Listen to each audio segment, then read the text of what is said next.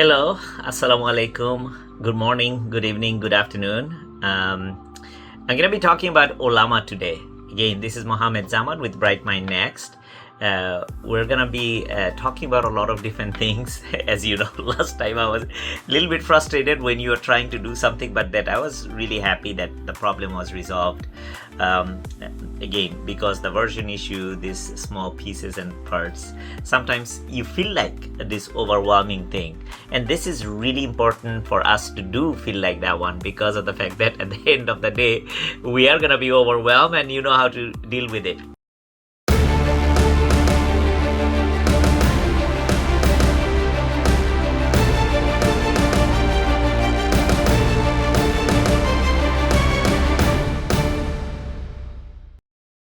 So, what is today's topic? Today we're going to be talking about Olama. What is Olama? Olama is locally running your large language models, the machine learning models, the large Gen AI models, not the machine learning ones, Gen AI models that we have. There is an ability to run locally. So, and this is, the video is all about Olama, and we're going to show it how it's done in N8N as well very, very quickly. So, let me jump in. What is Olama? And again, I just asked ChatGPT, tell me what is Olama. Let me show you the prompt. What is Olama? Compare Olama with others. Bingo, as simple as that. And you should do that anyway. If you want to learn something, just ask it. And you can also use a bunch of different techniques. Tell me like I'm a 5-year-old. Tell me like, I am a non-technical person. So, you can use a lot of things, but I just wanted to give you the foundation concept, and we're gonna dive right in, roll up our sleeve and get to learn about what Olama is. So what is Olama? Olama is a locally run large language model. That's extremely important part of it, because of the fact, when we start using a large language model, if I can run it locally, I don't have to depend on other things, especially when you are building a workflow automation the way that we're doing with N8N, and building the whole thing. And then sometimes we have to use let's say Open Router or OpenAI or Grok or Gemini. We need that API key and we need to manage it through that one. And whenever, most of the time, or Deepseek, whenever you're trying to use that API key, sometimes you have to subscribe to it, you have to pay, put your credit card. And from Bangladesh, I know sometimes it's very challenging for everybody to get that credit card information. So for all of us, one of the things that I am building towards is having a fully self-contained basis. In fact, I posted in our WhatsApp group as well, if you are interested to see that. Build everything locally. And I think Colleen is the one who built that locally, but I'll walk through every single component of that one so that you can run everything locally in your machine, as long as you have a capable machine to run those things. This is extremely important if you are getting into this particular skill for Gen AI, for you to do it. So why is Olama unique? Local first, offline ready, meaning that even if you don't have any network connectivity, boom, you can run it. Fantastic job, really. So you are like, in traffic jam in Dhaka and you're trying to build something, and there is a long road, or you are in a car or you're in a bus or something, if you feel like that's something you want to do, you can just jump in. You don't even have the network connectivity or internet, and start doing everything locally. Boom, that actually gives a significant capability for you to do it. That's why I think it's very important for to learn about Olama and use it. And not only that, you can use something called quantization, efficient quantization, because of the fact that a large model can be done in a small way. And I'll show you those things in a moment. And you can basically you can change the parameters, you can customize, you can do all those things. Those are standard, you can do it anywhere. But again, when I asked ChatGPT to do it, it actually gave me some comparison and details of the comparison and a table of the comparison, Olama versus VLLM and llama.cpp, as well as LM Studio. So you can go through all those things. It's very simple. Mostly I'm going to be focusing on Olama, and I want to spend the time with Olama because learn about it, then you can start comparing with others.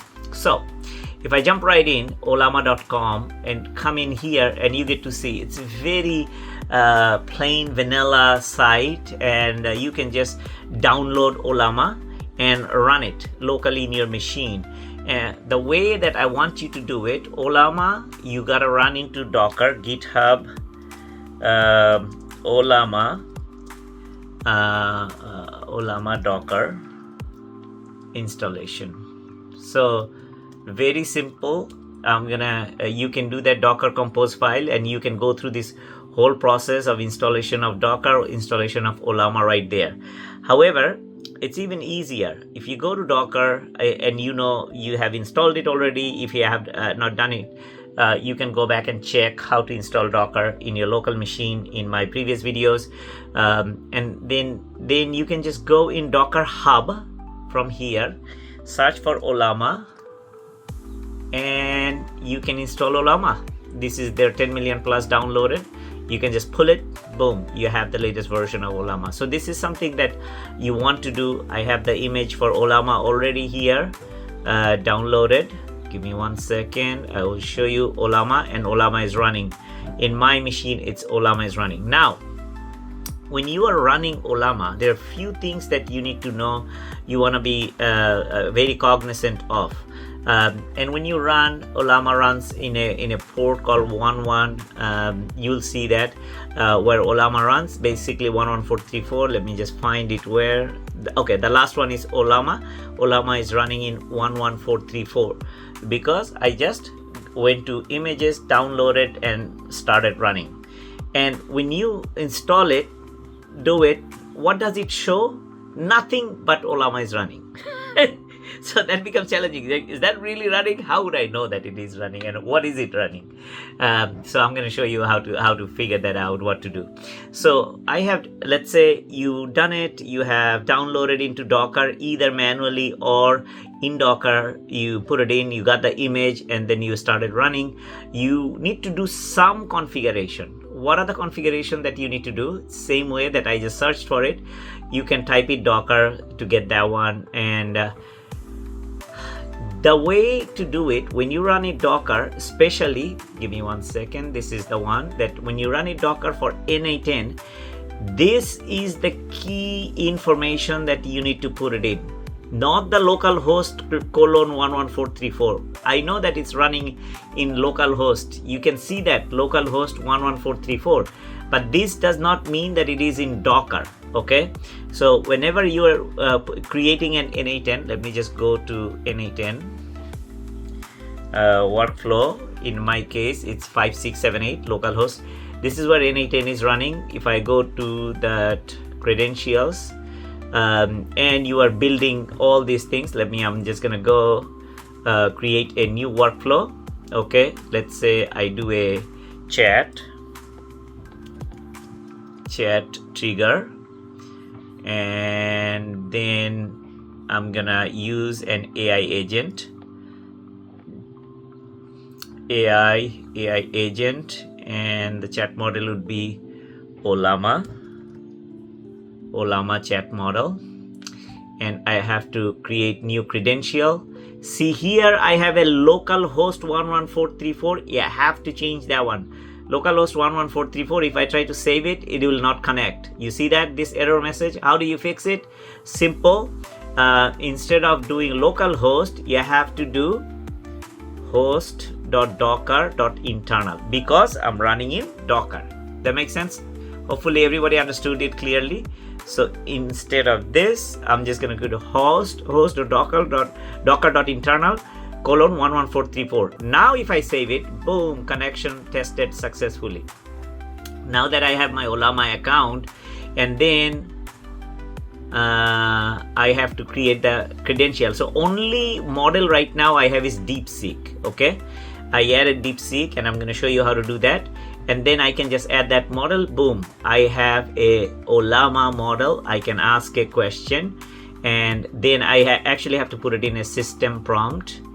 First of all, I gotta get something from chat. Let's say test, and the test is going through this test, and it is going through that AI model. So what am I getting? I'm getting the chat input. Okay, JSON chat input, and then it's going to Olama. Because it's running locally, it might take a little time extra because I don't have that much power of hundreds and thousands of computer and GPU. So see, it just came in a lot of gibberish in Chinese or different languages. So I'm gonna write a prompt. I have to write a prompt, make it defined below. Okay, again, how do I write a prompt? You know the trick, is that right? Go to ChatGPT, create a new and ask them, I am using Olama in NA10, write a comprehensive prompt which I will be using in the AI agent node to get step by step guide, whatever is input, whatever is, I would say, the input in the chat. Okay, chat trigger. Okay, so what did I do? I asked for, why don't you write a prompt, you are a clear, helpful step-by-step guide creator, you gotta do these things and return detail, break it down into clear steps, go install, write, test, verify, boom boom boom. You see how very detailed and very intuitive and very, don't skip any step, be clear, direct and user friendly. Okay, I'm just gonna copy this one. You should know this trick by now because we have done that a few times. I'm gonna put that in. Okay, JSON input. So instead of input, I have to do chat input. Okay, here I'm just gonna remove this, and what I'm gonna do, I will add this. Carefully read the user's request carefully. Okay, this is the chat input.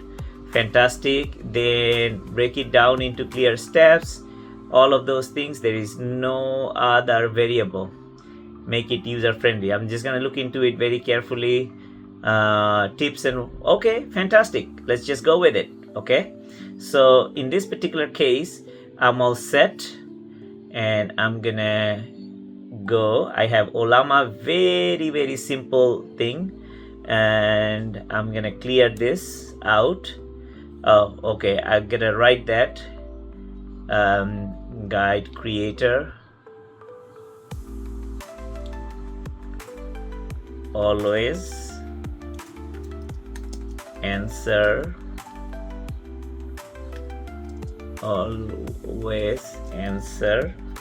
in English. Okay, so simply speaking, very simple prompt, is that right? So I'm gonna ask, because I saw that it was written in Chinese, I figured out making it easy for you to answer it in English. So install Olama in MacBook. Okay, Pro M4 device. Okay, fantastic. So what did I do? I asked them that I gave him an instruction, install Olama in MacBook Pro M4. So if you look at it in the chat, oops, it was in the AI agent. So it's actually executing the node. It might take a few minutes because of the fact it will come back. It's running locally, it's running Deepseek, and you'll see that. So let's wait a few minutes. Actually, in fact, while we are waiting, because it's running locally, we'll come back to it.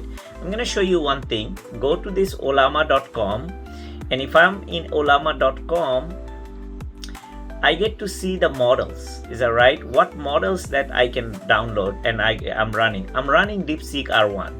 And you see this is called quantization. The biggest one is 671 billion. That's the largest normal standard DeepSeek model that you can see and you can run when you go to chat.deepseek.com, but there is a smaller version of it. So let me click on DeepSeek, and then you get to see each one of them, what size they are. Deepseek R1 latest is 5.2 gigabyte. This is the 8 billion parameter. This one has 404 gigabyte. So this is the minimum, absolute minimum memory you needed. So I have a 24 gig, so I can run up to the 32 billion parameter. Okay. Now, if you want to run this one, how do you run it? Is that right? You click on it and you get to see all the details. And this is what you need to do. Olama run Deepseek R1 8 billion. That's the one that you have to copy and basically run in your command prompt. Once you run in your command prompt, the Olama, that particular model would be installed. So you notice, oops, hold on one second. What happened to my workflow? Maybe I created this one. Nope, not that one. Overview. Oh, here. I'm sorry for that. This is the one that ran. Okay, look, I got it, and I have an output as well. I can see the output thing. I'm looking at the query, and so it actually gives me all of those details of the output. You can see these things. You can see in a table format all the details, and this is all of the output. Like, what is it? You can go and again, it has a formatting. We can change that format. We can ask that to put it in my Gmail, and so you can see in the Gmail much better because it's going to be using from Markdown to HTML. I can do that conversion if you want to. So if I can do that, give me 1 second. Markdown, convert Markdown data, Markdown to HTML. Okay, and what am I gonna do? I'm gonna do this Markdown to conversion, and if I just execute this step, and now you can see all this particular data. So it gets converted basically from the JSON output. So if I can execute on that one, again, you get to see these things, then I can just send it out to that email. So what I just did, I ran Olama locally, and the model that I ran here, if you go there, Deepseek R1 latest, which is the 8 billion version. Now let's say you wanted to install some other models. Again, what did I tell you before? The largest model is 671 billion parameters. I'm actually running the 8 billion parameter here, and I went to this 8 billion parameter. I did this one and I ran it locally. So if I go back, I'm gonna go back one more time. I'm gonna see the model. Let's say I want to run a Gemma, is the latest one. It has E2B for B models. It has or Gemma 3. Let's say I want to go to Gemma 3. And I want to run a Gemma 3 4 billion model. Okay, this is a 3.3 gigabyte memory it takes. Okay, let me go here. I'm gonna do Olama run Gemma 3 4 billion. I copied this. What you do at that moment, you come to your command prompt, you run this Olama run Gemma 3 4 billion parameter. So what it does, it's gonna download this whole thing in your machine first. See, it's downloading that in your machine. Once it downloads it, and you get to see it as an option in your Olama. So I'm gonna wait a few minutes. I'll show you one more tool. How do I see and how do I, without going to N8N, know which model that we can run? I have installed something in Docker called Open Web UI. You can see a lot of other things that actually provide a web UI to show you what model that you are running, what locally in your machine. So again, Open Web UI, you can go to Docker Hub, download it. Once you do, come to this prompt. This is the Open Web UI. It shows you what other models do I have. Deepseek R1. That's basically the model that you have, and you can run anything, any question that you have right here, and it would give you the answer in proper format. So This is just a web front end for Olama, everything that you have in Olama to see it. Again, this is running in localhost 3000, Olama running in 11434, and N8N running in 5678. All of them are running locally in my machine. So what's the purpose of Open Web UI? To see what am I running in Olama.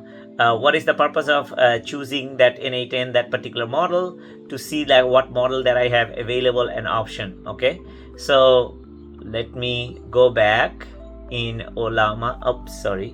In my command prompt, and I see all of it's running. It's successful right now. So I'm gonna go and refresh the page, and I see Gemma 4 billion parameter right now. Same here, you know, and it's actually running. Instead of before it was running Deepseek, now I have the Gemma 4 billion parameter running. And now what question do I have? How do I run Olama in my machine locally? Okay, you can ask that question. Again, this is running from my local machine. It gives you all step-by-step installation guide basically, and again it gives you possibly based on your operating system. For Mac OS, it gives you Linux, it gives you Windows. Fantastic. This is actually running pretty fast compared to my the other compared to Deepseek. So in N8N, if I want right now, because I'm running in Olama, I can go in here and I can choose Gemma. Look, in the drop down menu. Only thing I needed to do, I needed to go to Olama, pick up the model and just execute that, and now that's available right now for me. So again, I can do the same thing. I will do run Olama in MacBook Pro locally. Okay, so I just did the same exact thing. It is going through the AI agent. It's now chose the Olama chat model because I have changed the chat model right now into Gemma 3, and then it's going to go through the markdown and give me a conversion. So what I just showed you very simply, you know, ignore the markdown, ignore the chat. The main thing, everything was running locally. Okay, so again, same thing you have seen. If you come to the table, you get to see this is the detail how to run it, and of course it gives you everything in a step by step. So the biggest idea and concept wise, if I want to run any model, large language model locally, I should use Olama. This is simple, very lightweight, and it works intuitively with N8N. There are a few small things, and you just configure that one. You're ready to rock and roll. So now you know how to run locally any model that you want. If you look at these models, the choice of models that you have Deepseek from Deepseek, Gemma from Google, Qwen from Alibaba, Llama from Meta, you have Mistral, as well as you have Phi from Microsoft. So more or less everybody is in a mission to open source all their models and use that, take advantage of it. I'm very happy that you now know how to use actual model, large language model, or sometimes you're gonna have a small language model, tiny language model, all of these language models in Olama locally when you run through it. And that is it for today. Hopefully it was simple, quick, but you learned exactly how to use the local language, the model locally and offline. So when you are in traffic jam, no more excuses. When you don't have internet or don't have power and you have your laptop which has battery, boom, you can actually start working. So continue learning, make something amazing, make something disruptive and make something really positive that have a significant impact for everybody's life. With that, that's it for today. Thank you very much for listening.